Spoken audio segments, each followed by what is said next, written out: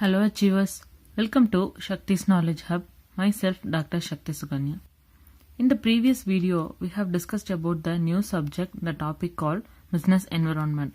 It means what is our situation and the aspect related to our immediate surrounding of the business. So this is what we have talked about, and in that we have seen the features and importance of business environment.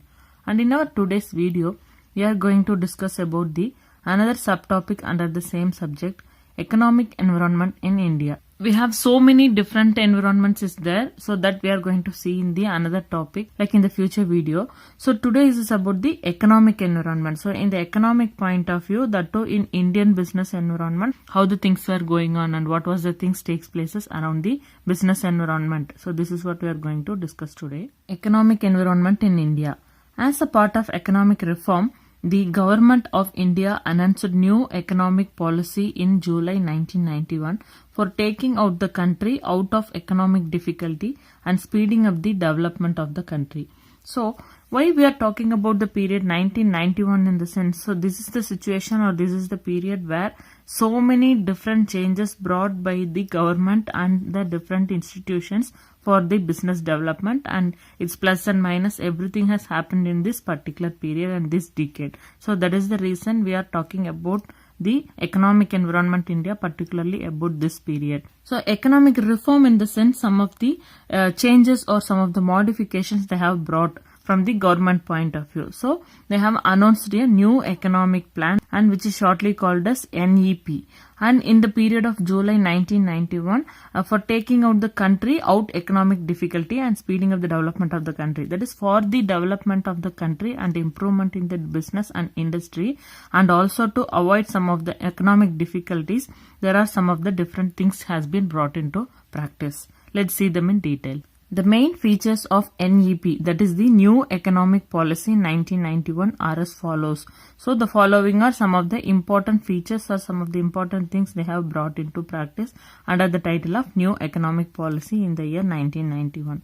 The first is only 6 industries were kept under licensing scheme.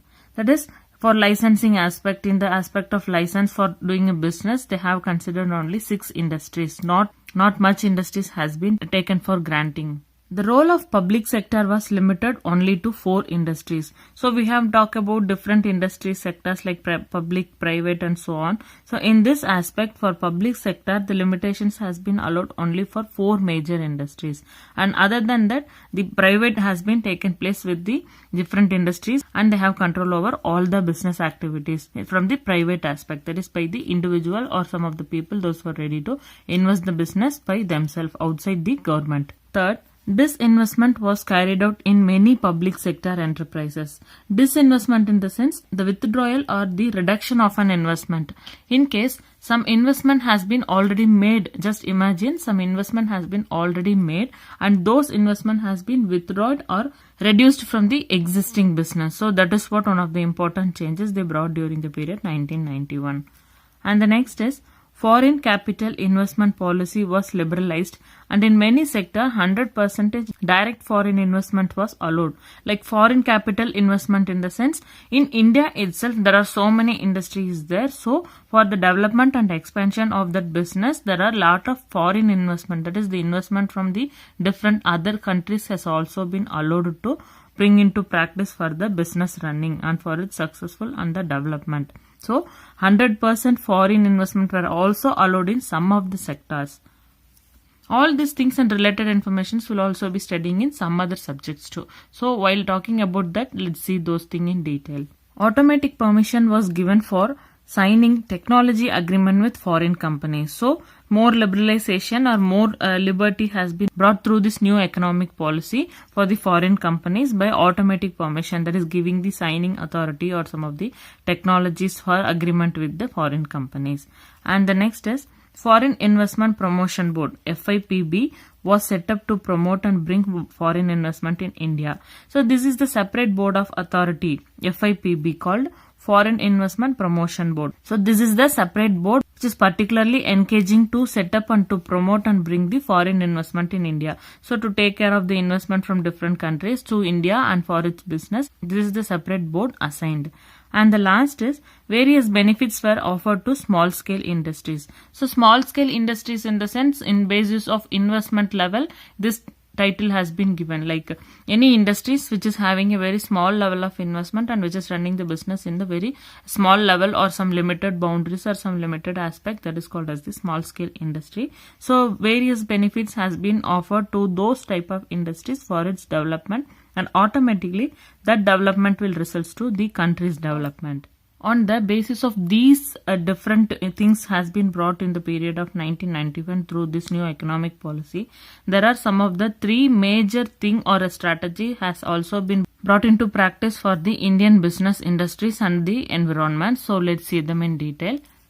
The three main strategies adopted for the above may be defined as follows. So because of these above listed features, the following are some of the strategies brought. So they are called liberalization, privatization and globalization, and which is shortly and commonly called as LPG. So you guys already have heard about this term called LPG. So for understanding and for easy memory, you can keep this term in mind like LPG, liberalization, privatization and globalization. And let's see them in detail.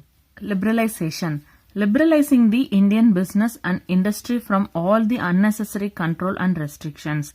In the previous period, there are plenty of restrictions and disturbances has been to be followed or to be undertaken by the different industries in India. So to avoid those things, all that unnecessary controls and restrictions, this liberalization is a concept or a strategy brought into Indian businesses and industry. So for their development. It means that is relaxing rules and regulation which restrict the government of the private sector and allowing the private sector to take part in economic activities that were earlier reserved for the government sector. So there are plenty of industries or plenty of sectors has been comes under the control of government, so that can be avoided, and so many restrictions and regulations has to be followed by the private sector, and everything has been avoided and everything has been reduced, and the private sector is giving priority or importance to bring their strategies and things to the business and industry for the development of themselves as well as for the country.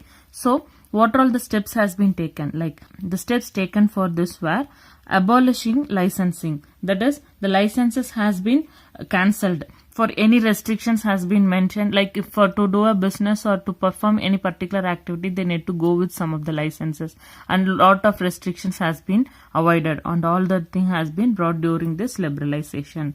And freedom in deciding the scale of operation. They got some of the freedom in deciding the scale of operation, that is what is the level of operations or the production process or the quantity they can do. They got some liberty or freedom in deciding that thing. And the third is removal of restriction on movement of goods and services. After the manufacturing has been done, to move the goods and services, there are so many or plenty of restrictions to be followed or regulation or some of the things to be followed, and those things has also been removed. And the next is freedom in fixing the prices. So to fix the price also they need to follow some of the rules and regulations and some of the strict restrictions, and those things has also been avoided or omitted. And the next is reduction in tax rates and unnecessary control. So again, in case of tax aspect also they have made some of the reductions, that is they reduce the tax percentages, and also some of the unnecessary or unwanted controls or restrictions to be followed has also been avoided. And simplifying procedures for import and export. To do the business of import and export, there are some of the procedures to be followed, and that also has been simplified. And the last is making it easy to attract the foreign capital. They are giving a chances or liberty to do with the foreign capital, that is the investment from the foreign countries. Anybody who is willing to do or to collaborate with the Indian industry from the foreign country, they can join in Indian industries. So that is what making it easy to attract the foreign capital. So all this thing is comes under the aspect of liberalization as a strategy for the Indian industry and business development. And the second is privatization. Privatization refers to the reduction of the role of the public sector in the economy of a country. So as we discussed in the feature, all those things has been brought as a strategies called liberalization, privatization and the globalization. So here privatization in the sense from public to private. Most industries were already in the control of government or maybe the public sector, and that has been moved from public to private. That means private industries or the private team of people, they can take over those businesses, and the public sector's power has been reduced. Transfer of ownership and control from the private to the public sector. Disinvestments can be done by, they have changed some of the privatization concepts. So due to that, the transfer of ownership and control has also been made. Under that, there are some of the features like sale of all or some assets of the public sector enterprises. So the disinvestment has been made. Disinvestment in the sense the withdrawal or the reduction of the investment. Any investment or the fund which has been already invested has been removed or taken out from the businesses. So that has been automatically moved to the private sector in these different aspects. Out of that, the first is the sales. The sale of the asset, that is the asset has also been moved from the public sector. And the next is leasing of public enterprises to the private sector. If any industry which is taken care by the public enterprises or the public sector, that has been moved through lease to the private sector. And the next is transfer of management of the public enterprises to the private sector. So just like licensing and selling of assets, the management power and control also transferred from the public to the private. And to achieve the privatization in India, the government redefined the role of the public sector. So what they did for making this privatization as the strongest one in India, the role of the government, that is the public sector, has also been redefined, that is restructured and remodified. By the result of that modification and redefining, there are some of the things happened, like adopting a policy of planned disinvestment of the public sector. So as we discussed previously, the disinvestment has the thing they have concentrated more by moving from public sector to the private sector. And refer the loss making and sick units to the Board of Industries and Financial Reconstruction, BIFR. Any industry or any corporate or business which is in a very sick level or which is near to the loss or bankruptcy position, those companies and its name has been referred or suggested to this BIFR, that is Board of Industrial and Financial Reconstruction. They are the special association or the special board who is taking care of all the industries and things which is related to the industrial aspect on the basis of financial reconstruction. So that board is called as BIFR, Board of Industrial and Financial Reconstruction. And the third is globalization.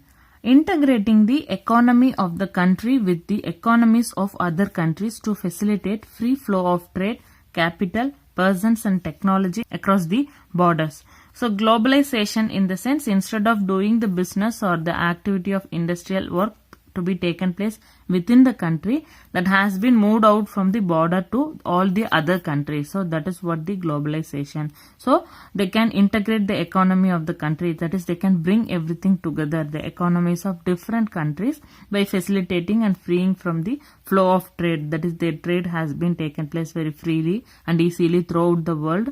And capital, that is the investment point of view, and people, the exchange of people for work purposes or maybe for business purposes has also been taken into consideration in an international level, as well as technology across the border. That is the crossing of border, not having a boundary within a country itself. They brought everything to all the other countries. And it leads to emergence of cohesive global economy. So cohesive in the sense sticking together. Instead of keeping all the things like being inside the country, they brought everything with all the other countries. And that automatically leads to the global economic development. So in the international level, the economic development has also been possible. Till 1991, the government of India has followed the policy of strictly regulating imports in values and volume of terms.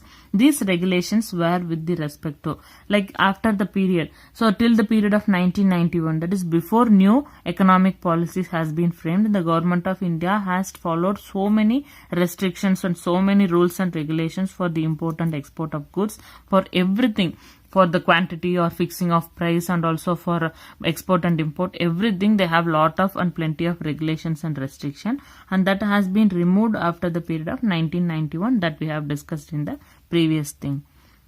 These regulations were within the respect to, so what are all the things they have considered under the regulations, like license of imports. So the license liberalization has been takes place, tariff restriction. So tariff like tax, this is a kind of tax, that restrictions was also there till 1991, and later that has been liberalized.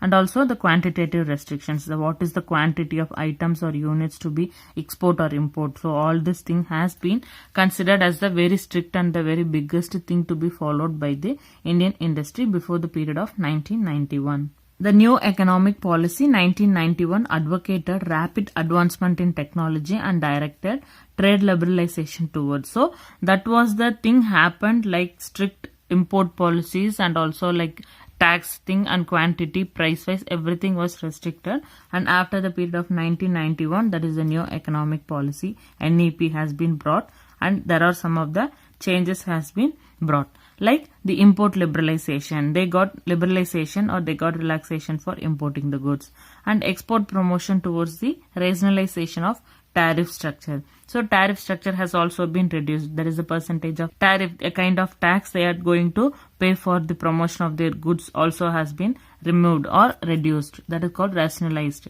And the last is reforms with respect to foreign exchange. So foreign exchange, automatically by bringing of the globalization concept, they need to focus on the foreign exchange. So not only the Indian currency has been taken place in the business, they are considering with all the business activities. So definitely they have a connect with all the other countries, and that will leads to the foreign exchange. So these are all the different things brought into practice after NEP 1991. Okay friends, with this our today's discussion is completing.